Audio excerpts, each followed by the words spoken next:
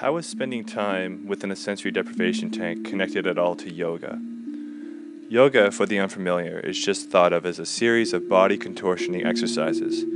However, yoga is much more than just this. Yoga can be loosely defined, and yet also concisely defined, as the union of self to source, to God, or the universe, the present moment, or whatever else a unifying field may be labeled as by someone. The naming doesn't really matter.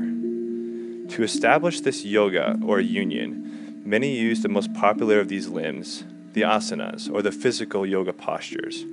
However, there are also several other limbs of yoga that strengthen and balance this union through different means.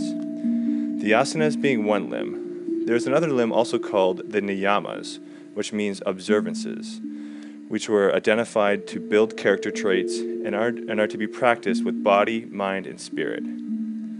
This includes creating self-discipline, finding contentment with what one has, and cleanliness of the mind and body.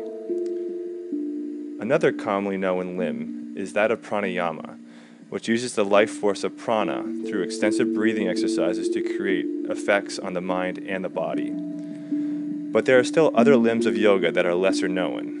One of these limbs is pratyahara. This literally means the withdrawal of the senses and being an objective witness of one's own self. The first stage of pratyahara involves generating deep relaxation by creating a sensory withdrawal or sensory deprived experience. And what better place for this to happen than a sensory deprivation tank?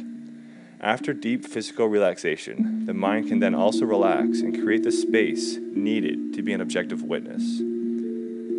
Being an objective witness means to create space or separation between you and your thoughts, which are often personal interpretations of life's events or circumstances. And if we do not have the space, we are completely identified with these thoughts. Then we are at the mercy of whatever perspective or emotions we have, which may be a conscious perspective or an unconscious one. Practicing pratyahara means to create space in which to take a more balanced, objective approach to things in our lives.